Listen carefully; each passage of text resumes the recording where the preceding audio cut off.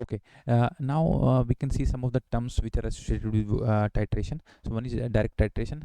ठीक है, so direct titration means one in which analyte is treated with the titrant and a volume of titrant required for complete reaction is measured. ठीक है, तो अगर मैं आपको बताना चाहूँ कि डायरेक्ट टाइट्रेशन में क्या कि सीधा हमारे पास एनालाइट है और उसको मैं रिएजेंट के साथ टाइट्रेट कर रहा हूँ और डायरेक्टली, और जो मुझे रिएजेंट की जो अगर कंसंट्रेशन पता लगानी है तो वो मैं पता लगा पाऊंगा, या एनालाइट की मुझे अगर कंसंट्रेशन पता लगानी है, रिएजेंट की मुझे पता है, तो मैं उसको पता लगा पाऊंगा डायरेक्ट टाइट्रेशन से। ठीक है, डायरेक्ट इसमें क्या हो रहा है, डायरेक्ट रिएक्शन हो रहा है between the analyte and the reagent. Back titration होता है एक दूसरा। बैक टाइट्रेशन कब यूज़ किया जाता है? ठीक है, कुछ कंडीशंस होती हैं जब बैक टाइट्रेशन की जरूरत पड़ती है, कि जैसे मान लो आपका जो एनालाइट है वो सोल्यूबल ही नहीं है, अमोनिया है जैसे, या आपका weak acid weak base titration है तब हम यूज़ करते हैं, या मान लो कोई आपका साल्ट है वो सोल्यूबल ही नहीं है जैसे कैल्शियम कार्बोनेट है। ठीक है, तो उन इन केसेस में हमें बैक टाइट्रेशन का यूज़ करना पड़ता है। बैक टाइट्रेशन में होता क्या है, जैसे बैक टाइट्रेशन में क्या होगा, जैसे मान लो अमोनिया है, अमोनिया हम जानते हैं कि सोल्यूबल नहीं होती है ना, तो अमोनिया को हम जो है पहले एक्सेस जो है एच सी एल से, जैसे मान लो मुझे पता है किसी की कंसंट्रेशन कुछ पता है, जैसे मान लो 0.2 नॉर्मल एच सी एल है, मेरे को पता है ये। ठीक है, इसके साथ मैंने इसको पहले टाइट्रेशन कर लिया। ठीक है, तो आप देखेंगे क्या कुछ एच सी एल तो अमोनिया के साथ जुड़ जाएगा। ठीक है, टोटल मुझे एच सी एल पता है, टोटल एच सी एल की कंसंट्रेशन पता है, कुछ एच सी एल अमोनिया के साथ जुड़ जाएगा जो मैं पता नहीं लगा सकता। ठीक है, और ये इसके साथ रिएक्ट होने के बाद जो रिमेनिंग एच सी एल बच जाएगा, ठीक है, रिमेनिंग एच सी एल, उसको मैं टाइट्रेट कर लूँगा सोडियम कार्बोनेट से। ठीक है, वो स्टैंडर्ड सब्सटेंस है, अब इसकी कंसंट्रेशन मुझे पता होगी, इसकी कंसंट्रेशन से मैं इस रिमेनिंग एच सी एल की कंसंट्रेशन निकाल लूँगा, और रिमेनिंग एच सी एल की कंसंट्रेशन मेरे पास आ गई है, कितनी मैंने डाली थी उसकी कंसंट्रेशन आ गई है, दोनों को घटा दूंगा तो मेरे को पता चल जाएगा कि कितनी एच सी एल जो है अमोनिया के साथ रिएक्ट हुई है, और उस तरीके से मैं अमोनिया की कंसंट्रेशन भी निकाल पाऊंगा। ठीक है, तो इसे हम बैक टाइट्रेशन बोलते हैं। ठीक है, so analyte is not directly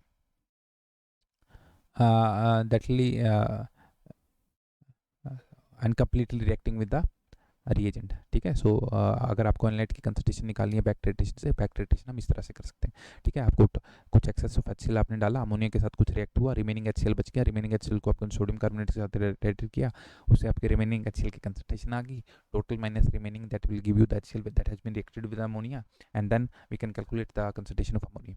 ठीक है, then coming the equivalence point. Equivalence point का क्या मतलब होता है, एंड पॉइंट का मतलब क्या होता है, ये दो पॉइंट्स हैं। इक्विवेलेंस पॉइंट का मतलब जैसे नाम इंडिकेट कर रहा है, जब आपके इक्विवेलेंट जो इक्विवेलेंट्स हैं किसके, जो आप एनालाइट है और रिएजेंट के दोनों के इक्विवेलेंट्स अगर सेम हो जाते हैं, उस पॉइंट को हम कहते हैं इक्विवेलेंस पॉइंट।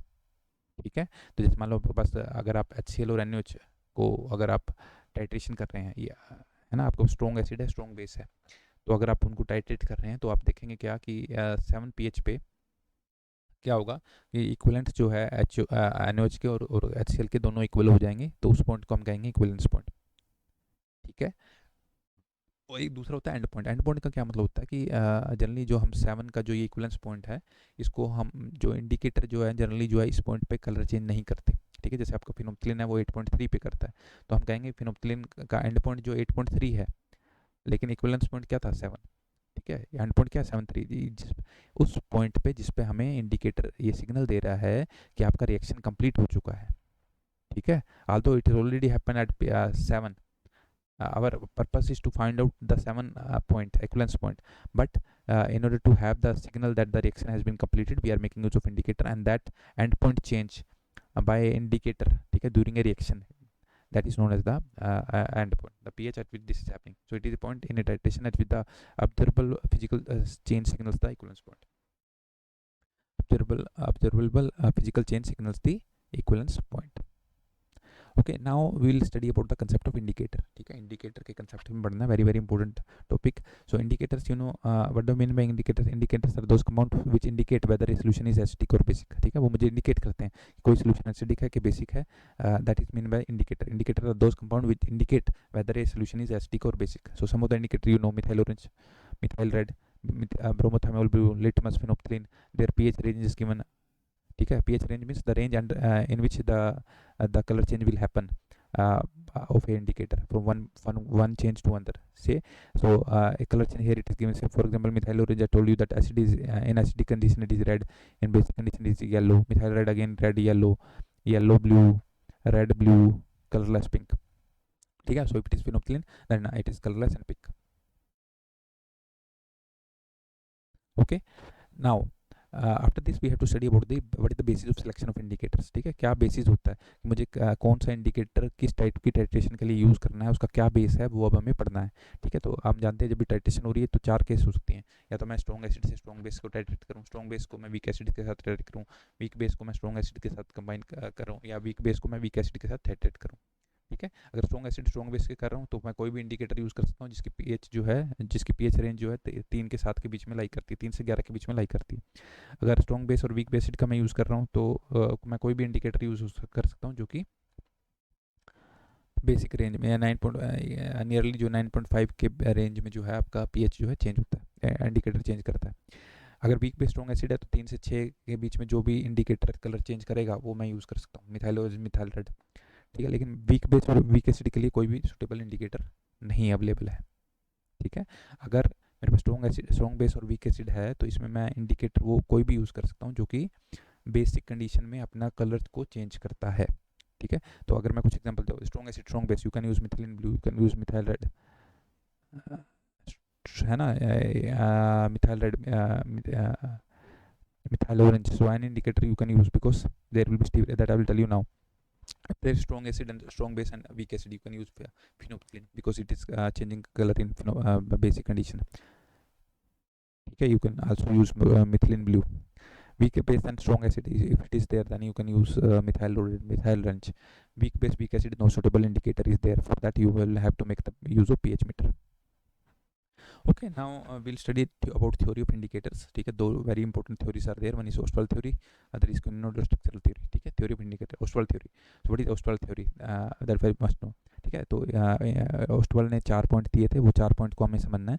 क्या पॉइंट है कि पहला जो एसिड बेस इंडिकेटर है वो वीक, या तो पहला जो है वीक एसिड होता है और वीक बेस होता है। कोई भी इंडिकेटर आप जानते हैं वो पहली बात तो क्या है, वो वीक एसिड होगा या वीक बेस होगा, ये पहला पॉइंट। दूसरा पॉइंट, जो इंडिकेटर का अनडिसोसिएटेड फॉर्म है उसका कलर दूसरा होगा और एनर्जिंग फॉर्म का अलग होगा।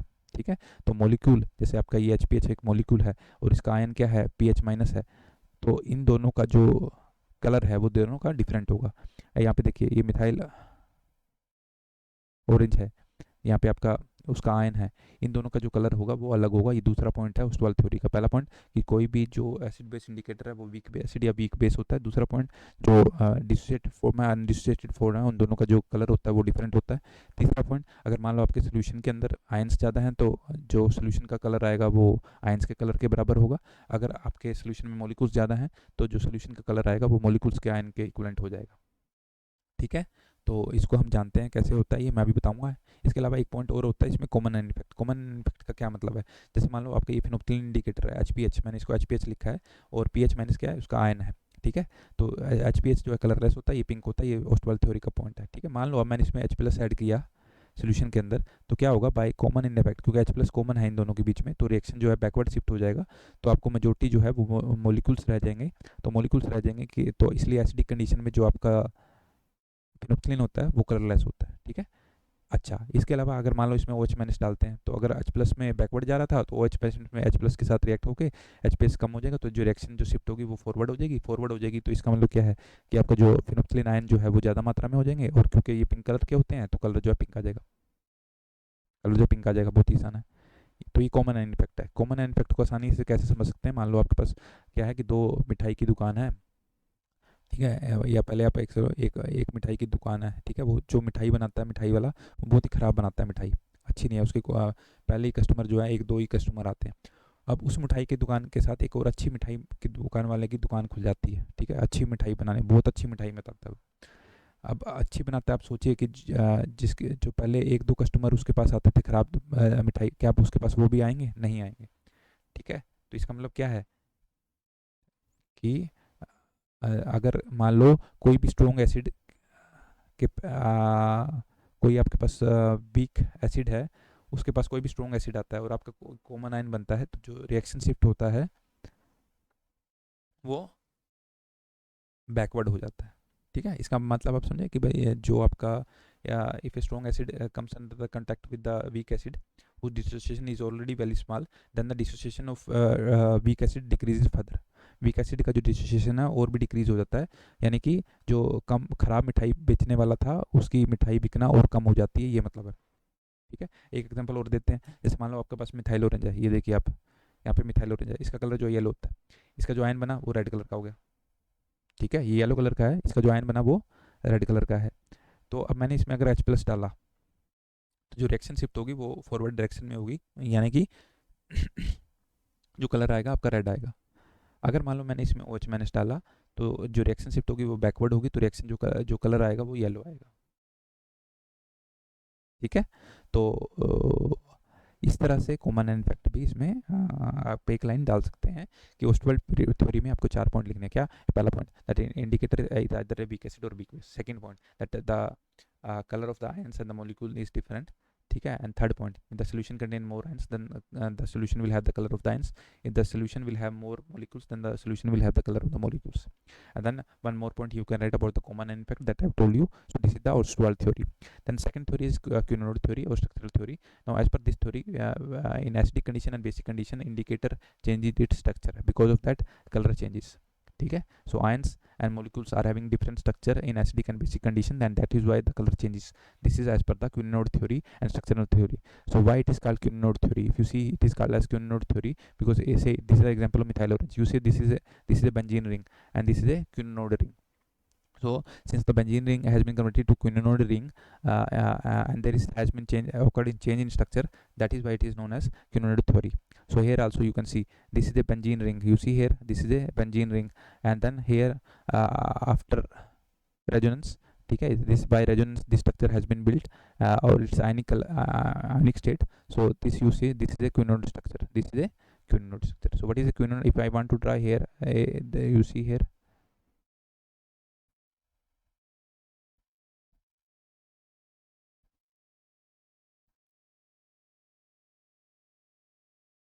So this is the benzenoid ring and this is the quinonoid ring, ठीक है। तो as per structural theory or Kuhn-Nord theory, what happens is that there occur change in the structure.